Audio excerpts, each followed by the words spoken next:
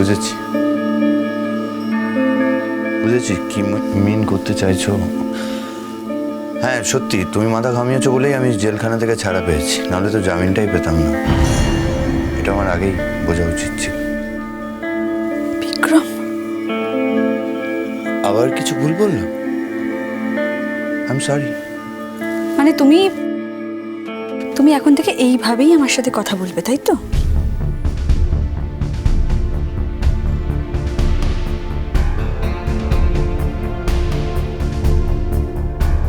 আমার কথার উত্তর দাও। আমার কথায় হার্ট হচ্ছে বুঝি?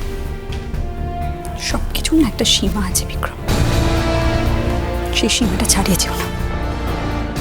আমি ভাবছি আমি কয়েকদিনের জন্য হায়দ্রাবাদ চলে যাব। মানে এমনিতেই আমরা একসাথে এত আছি তো, তাই তোমার একটা ইরিটেশন তৈরি হয়েছে আমার সম্পর্কে, আমি বুঝতে পারছি। হয়তো না থাকলে ব্যাপারটা মিটে যাবে, কারণ তুমি কষ্টে আছো, মানসিক অবসাদে ভুগছো। এই তোমার কষ্টটা বাচ্চাটার ওপর গেলে আমি চাই না যে আসমানের কোনো প্রবলেম হোক আমার জন্য। তার চেয়ে বরং আমি ঘুরেই আসি। উড়ে গেল কি? প্রেম? প্রেম উড়ে গেল? শোনো কমলিকা, আমি পরিষ্কার করে বলি যে আমি হয়তো খারাপ একজন মানুষ, কিন্তু আমি অমানুষ নই যে তুমি একের পর এক খারাপ কথা বলবে আর আর আমার সেটাতে খারাপ লাগবে না। ছাড়ো বিক্রম, ছাড়ো ছাড়ো ছাড়ো। তোমার মনুষ্যত্বের কথা আর তুমি প্লিজ আমাকে বলো না। হ্যাঁ তা তো বটেই। আমার মতো মানুষের মুখে মনুষ্যত্ব উচ্চারণ করাই তো অন্যায়, কোনো অধিকার নেই। মনুষ্যত্ব তো সমাজে যারা প্রতিষ্ঠিত, যাদের পাঁচজন চেনে, যাদের নাম আছে, তারাই শুধু বলতে পারে। আমার মতো একজন মানুষ যে কুকুরের মতো আঁকে বাঁকে ঘুরে বড় হয়েছে, আমাদের মতো মানুষের আবার মনুষ্যত্ব কি? তুমি শুধু শুধু হাওয়ার সঙ্গে ঝগড়া করে অশান্তি ডেকে আনছো বিক্রম। কি হয়েছে কি তোমার? কিসের এত জ্বালা তোমার? বুঝতে পেরেছি আমি, অর্চিদের বাড়ি যাওয়াটা সেদিন আমার কাল হয়েছে, তাই তো? আর তারপর থেকে তুমি তোমার নিজের স্বরূপ দেখাতে শুরু করেছো। Enough is enough! কি বলতে চাইছো তুমি? হ্যাঁ, আমার এখন কোনো কন্ট্রিবিউশন নেই এখানে। আমি চারবেলা বসে বসে খাচ্ছি, তাই তার জন্য তুমি যা ইচ্ছে তাই বলতে পারো? শোনো মেম সাহেব, অর্চি সাবজেক্টটা শুধুমাত্র তোমার ব্যাপার। আমি আগেও বলেছি যে আমি তো কদিন এসছি, অর্চি তো আগে থেকেই তোমার জীবনে ছিল। আর শুধু ছিল কেন, অর্চি তোমার জীবনে আছে, অর্চি তোমার জীবনে থাকবে। সেটা আমার থেকে ভালো আর কেউ জানে না বলেই আমার বিশ্বাস। এই এক কথা নিয়ে বারবার হ্যামার করো। তুমি তোমার জীবন তুমি কার সাথে কাটাবে সেটা পুরোটা তোমার ব্যাপার, তুমি ঠিক করবে। এই নিয়ে আমি একটাও কথা বলতে চাই না, হ্যাঁ আর একটা কথাও আমি বলিনি। সুতরাং আমায় অহেতুক অ্যাকিউজ করো না। আমি অর্চিকে নিয়ে কোনো কথা এখন এখানে বলিনি। যদি তাই না হবে তাহলে তুমি এইভাবে কেন রিয়াক্ট করছো? তোমার ব্যবহার কেন বদলে গেছে? শোনো ম্যাম সাহেব, দুটো মানুষ একসঙ্গে শুধু খেতে পড়তে পাবে বলে থাকে না। তারা একসাথে থাকে কারণ তাদের একে অপরের প্রতি কনসার্ন বোধ এবং অধিকার বোধ কাজ করে। আর যখন যখন দুজনের মধ্যেই কোনোটাই কাজ করে না বা দুটোই হারিয়ে যায়, তখন এই দুজনের বা তাদের একসাথে থাকা উচিত নয়। কোথায় যাচ্ছ তুমি? কোথায় পালাচ্ছ তুমি? সব কথার ফানুস ছিল, তাই না? বড় বড় কথার ফানুস। চিরজীবন তোমার সঙ্গে থাকবো, হ্যাঁ? তোমাকে ছেড়ে কোথাও যাব না। তোমার বাচ্চা আমার বাচ্চা কি ছিল সেগুলো? সব আমাকে মোল করার জন্য সেদিন বলেছিলে তো কথাগুলো। আমি জানতাম, আমি সেদিনই জানতাম যে সব তোমার মুখের কথা, একটা একটা কথাও তোমার মনের কথা নয়। সেদিন আমি তোমাকে অনেক বুঝিয়েছি বিক্রম, অনেকবার বুঝিয়েছি যে আমি নতুন করে আর আমার জীবনে কাউকে অ্যালাউ করতে পারবো না। সেদিন তুমি আমার একটা কথাও শোনো। দিনের পর দিন নানাভাবে নানা কিছু করে তুমি আমাকে ভুলিয়ে রেখেছিলে।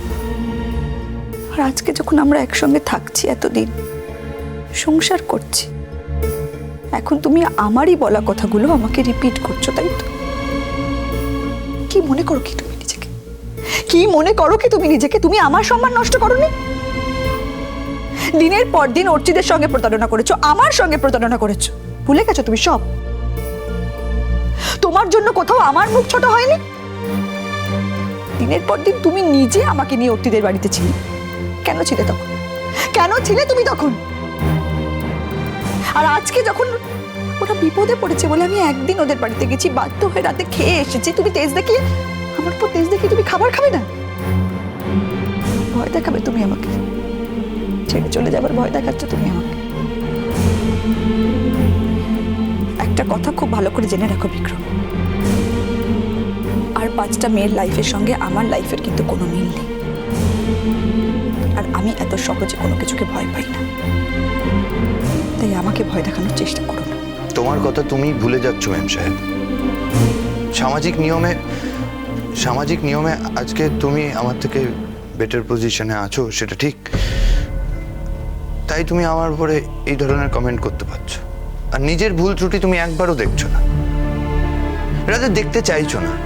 ঠিক আছে, দেখতে হবে না, সেখান থেকে আমি তোমায় মুক্তি দিলাম, কোনো দরকার নেই তোমার কোনো ভুল নেই। কিন্তু এই যে কি বললে যে দিনের পর দিন অর্চিদের বাড়িতে থাকা, সেটা আমি আমার ইচ্ছায় থেকেছি। তারপরে ফুলসজ্জা যে ঘরে তোমাদের হয়েছিল ঠিক সেই ঘরেই হবে, সেই চাওয়াটাও আমার না তোমার, এসব নিয়ে বলছিলে না? এবার আমি যদি বলি যে অর্চির ওপরে প্রতিশোধ নেওয়ার জন্য তুমি আমায় গুটি হিসেবে ব্যবহার করেছো, শুধু তোমায় ভালোবেসেছি বলে সবটা মেনে নিয়েছি, সবটা। সত্যি আমি খুব বোকা। আমি তো ভাবতাম যে আমার জীবনে আমার মায়ের পর তুমি এমন একজন মানুষ যে আমার সমস্ত অপরাধ ক্ষমা করে দেবে, যে আমার অপরাধ নিয়ে মাথায় ঘামাবে না, শুধু আমার গুণটা দেখবে। আর এখন জানতে পারলাম যে তুমি সেদিন আমায় যেতে দাওনি, তার কারণ তুমি চাইতে না যে 5টা লোক আমাকে কোনো কথা বলুক। বাহ, এইটা জানার পর তো আমার মনে হচ্ছে যে আমার তোমার সাথে আর এক মুহূর্তও থাকা উচিত না। ছাড়ো। কোথায় যাচ্ছ তুমি? জানি না। একদম তুমি কোথাও যাবে না, কোথাও বেরোবে না, তুমি কোথাও যাবে না। এভাবে জোর করে তুমি কি আর আমায় আটকাতে পারো? পারো না, কারণ আমি বুঝে গেছি যে আমার কোনো ইম্পর্টেন্স নেই তোমার কাছে। যদি আমি জানতাম না যে সত্যি তোমার আমাকে প্রয়োজন, তাহলে এত কিছু হওয়া সত্ত্বেও আমি কিছুতেই তোমাকে ছেড়ে যেতাম না। খবরদার বলছি বিক্রম, খবরদার বলছি, তুমি কোথাও যাবে না, কোথাও যাবে না তুমি। হাসছো কেন? আমি তোমাকে কি বলছি, কেন হাসছো? আমি তোমাকে বলেছি তুমি কোথাও যাবে না, কোথাও যাবে না তুমি।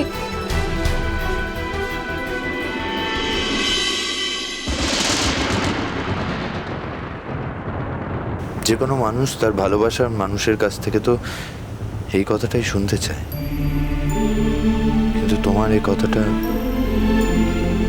তোমার মনের কথা নয় ম্যাম সাহেব, প্রয়োজনের কথা, সামাজিক প্রয়োজনের কথা।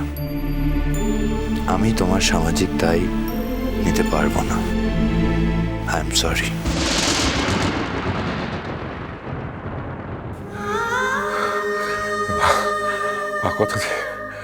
কথা দে আমাকে, কথা দে তুই কোথাও যাবি না বাবা, কথা দে আমাকে। মিষ্টি কুটু মিষ্টি কুটু মিষ্টি কুটু